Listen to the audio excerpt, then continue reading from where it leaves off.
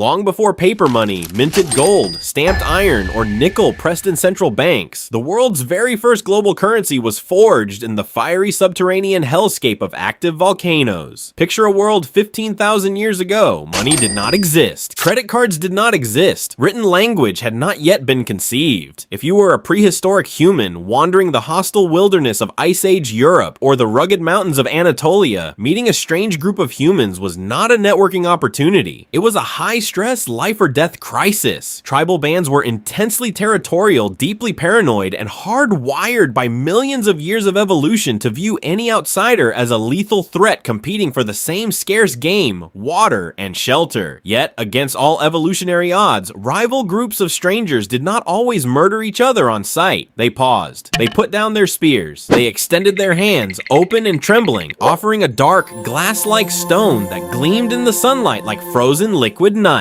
That stone was obsidian, and it became the ultimate icebreaker in human history. The fundamental invention that forced rival tribes to stop killing one another and start trading. Long before humans ever struck silver coins or printed paper bills, volcanic glass became the world's first universal cross-border currency, establishing the fundamental rules of economics, trust, and diplomacy that govern our global financial system to this day. To understand why a simple piece of rock became the most sought-after asset on Earth, you have to understand the extraordinary material physics of obsidian. Obsidian is not a traditional mineral or rock. It is volcanic glass, created when high silica felsic lava erupts from deep within the Earth and cools so violently, so instantaneously upon contact with cold air or water. That crystalline structure has zero time to form. Instead of crystallizing into coarse granite or basalt, the atoms are frozen in an amorphous, chaotic state. Because obsidian possesses no natural crystalline cleavage planes, when a skilled prehistoric napper strikes an obsidian core with a hammerstone, the rock does not crack along structural grain. It breaks in smooth, predictable, curved shapes known as conchoidal fractures. The result of this unique fracture mechanic is an edge sharper than anything nature had ever produced. A modern high-grade stainless steel surgical scalpel, manufactured with precise industrial lasers, features an edge radius of roughly 300 to 500 angstroms. A freshly napped obsidian blade cleaves down to a thickness of just 3 nanometers, literally a single molecule in width. An obsidian blade is roughly 500 times sharper than a razor blade, sharp enough to slice cleanly between individual human cells without tearing the surrounding tissue. Even today, specialized plastic surgeons and ophthalmologists utilize obsidian blades in delicate eye surgeries because the cut is so microscopic that it leaves significantly less scarring than steel. To an ancient human surviving in a brutal world of thick animal hides, heavy bone, and dense sinew, an obsidian blade was nothing short of alien technology. Flint and chert were useful, but they were dull pocket knives compared to the laser-like edge of fresh obsidian. With an obsidian blade, a hunter could skin an elk in minutes, carve bone tools with effortless precision, scrape hides clean of fat without tearing the leather, and construct lethal hunting spears that could penetrate the thickest hide of a woolly mammoth. This incredible utility created universal, insatiable demand across every corner of the prehistoric world, which directly smashed one of the greatest economic myths of modern history. For centuries, classical economists taught a convenient fairy tale. They claimed that before money existed, primitive humans lived in a pure barter system. They claimed that if a farmer had a cow and wanted shoes, he had to wander through the wilderness searching for a cobbler who specifically wanted a cow in exchange for boots. Modern economic anthropologists have thoroughly debunked this myth. Primitive bands of hunter-gatherers never used barter within their own tribes. Inside the tribe, humans operated on a gift economy based on mutual social obligation. If a hunter brought back a deer, he did not sell it to his brother. He shared it, knowing that when he failed to make a kill next week, his brother would feed him.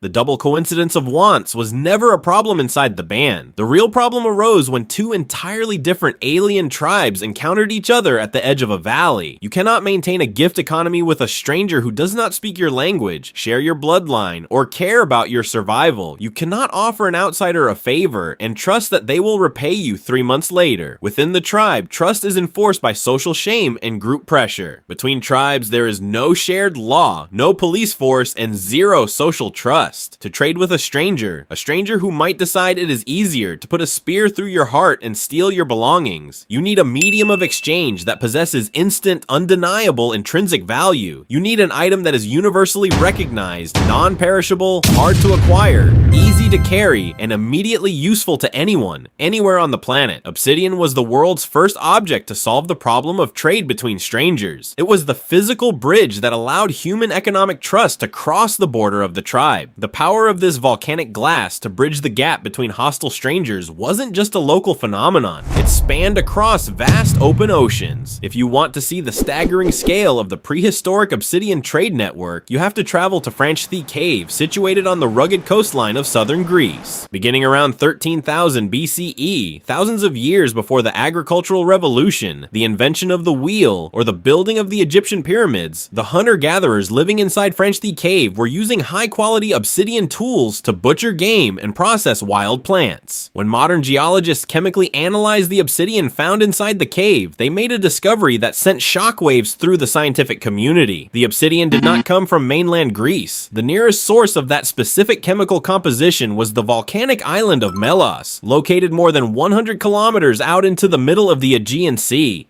Think about what that simple geological fact implies. 13,000 years ago, during the Mesolithic era, long before humans had domesticated horses, invented metal tools, or learned to weave canvas sails, prehistoric people were constructing wooden dugout canoes or reed rafts. They were boarding these flimsy hand-carved vessels, pushing off from the mainland, and paddling out into the treacherous deep water of the Mediterranean Sea. They were navigating across open ocean without a compass, surviving brutal sea currents, landing on the uninhabited volcanic beaches of Melos, quarrying heavy blocks of black glass, loading those heavy stones into their tiny boats, and paddling 100 kilometers back to the mainland. This was not a rare, accidental voyage undertaken by a lost fisherman. The sheer volume of Melian obsidian found at Franchthi Cave proves that this open ocean voyage was conducted repeatedly, generation after generation, for thousands of years. Why would early humans risk drowning in the cold depths of the Mediterranean to fetch black rock? Because back on the mainland, that volcanic glass possessed legendary economic power. A single successful journey to the island of Melos made a merchant rich. A single large core of Melian obsidian could be traded across dozens of inland tribes, exchanged for valuable animal furs, rare medicinal herbs, dried meat, seashells, and breeding partners. The island of Melos had become the prehistoric world's central bank, a naturally fortified island vault holding an inexhaustible supply of liquid black wealth. While sea merchants were navigating the treacherous waters of the Aegean, an even larger, more complex terrestrial financial network was taking shape across the fertile plains of the Middle East. In central Anatolia, in modern-day Turkey, colossal volcanic eruptions millions of years ago left behind massive, hyper-pure obsidian deposits around the extinct summits of Golu Dağı and Nenezi Dağı. As early human settlements began to coalesce into the world's first permanent villages around 10,000 BCE, control of these volcanic quarries created the world's first economic superpowers. Consider Çatalhöyük, a massive 9,000-year-old proto-city in southern Anatolia, where thousands of people live packed together in mud brick houses built roof to roof. Archaeologists excavating Çatalhöyük discovered that the city was not just a farming community, it was a massive industrial processing and trading hub built squarely on the obsidian market. Citizens of Çatalhöyük traveled hundreds of kilometers to the volcanic peaks of Golu Dağı, mined massive blocks of raw obsidian, and transported them back to the city. There, highly skilled master knappers operated specialized workshops. They transformed raw obsidian boulders into standard blade cores, specifically shaped portable geometric blocks designed to allow distant buyers to press off dozens of razor-sharp uniform blades using simple pressure tools.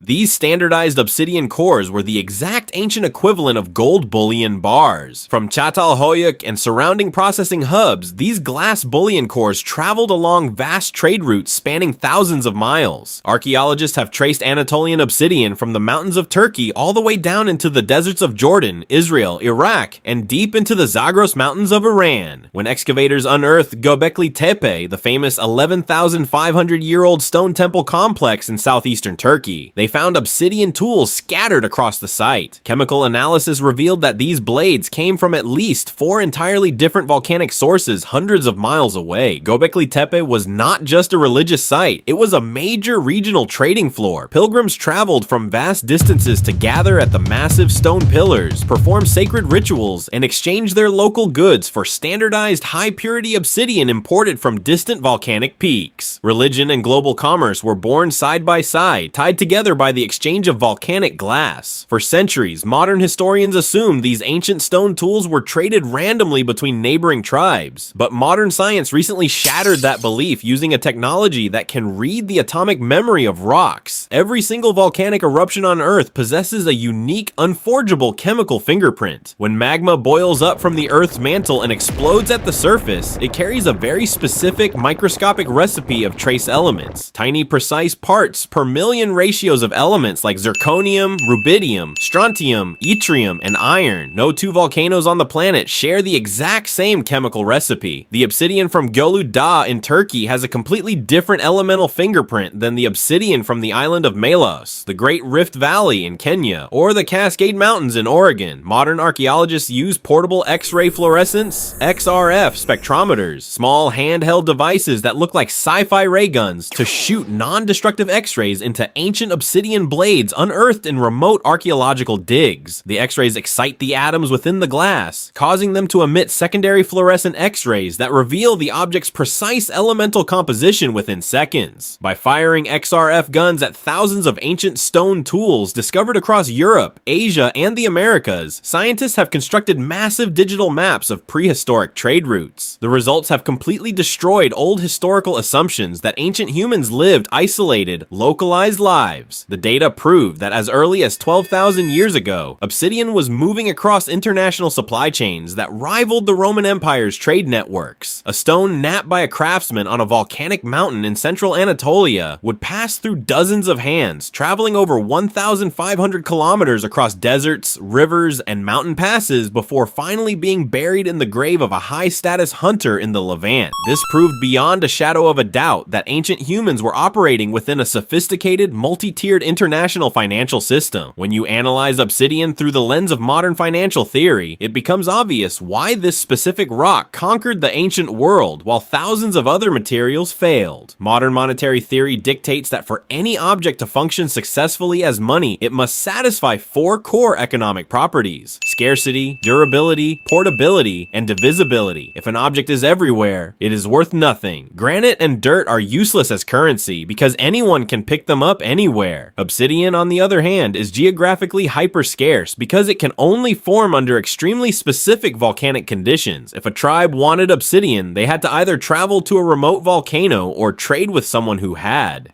Furthermore, perishable items like meat, fruit, or animal hides make terrible long-term currency because they rot, decay, and lose value over time. Obsidian is virtually indestructible. It does not rust like iron, rot like wood, or decay like leather. An obsidian blade buried in moist earth for 10,000 years emerges from the dirt as pristine, sharp, and glossy as the day it was forged in the fire. To carry wealth over long distances, you also need an asset that packs massive value into a small, lightweight package. A merchant carrying 10 pounds of raw flint had a few basic tools, but a merchant carrying 10 pounds of high-grade obsidian held a fortune capable of buying an entire season's worth of food, furs, and weapons. Finally, a good currency must be easily divided into smaller units without losing its aggregate value. Raw obsidian cores were engineered specifically for pressure flaking, allowing a master craftsman to take a single, compact 2-pound core and sequentially press off over 100 uniform razor-sharp bladelets, effectively making change for smaller transactions. Obsidian was selected by the brutal, relentless trial and error of human market evolution because it checked every single mathematical box required for a functioning medium of exchange. While obsidian laid the foundations for international trade in the old world, its power reached its absolute zenith in the Americas, where an entire empire built its military, economic, and spiritual dominance around black glass. The Americas lacked the metallurgical history of Eurasia, while the old world transitioned from stone to bronze and iron, the civilizations of Mesoamerica, the Maya, the Olmecs, and the Aztecs took Stone Age glass engineering to its absolute physical limit. In the Aztec Empire, centered in Tenochtitlan, obsidian was not just a trading tool, it was the entire foundation of state power. The Aztecs strictly controlled the massive Pachuca obsidian mines in modern-day Hidalgo, Mexico, world famous for their rare, brilliant golden green sheen. The Aztec state monopolized these mines using state-controlled guilds of master craftsmen to manufacture millions of standardized blades, arrowheads, scrapers, and ritual items. They created the Macuahuitl, a flat wooden war club with deep side grooves fitted with a series of interlocking, razor-sharp Pachuca obsidian blades glued in place with natural plant resins. Spanish conquistadors who faced the Macuahuitl in battle wrote home in absolute terror, documenting that an Aztec warrior wielding a Macuahuitl could slice the head off a warhorse in a single devastating blow.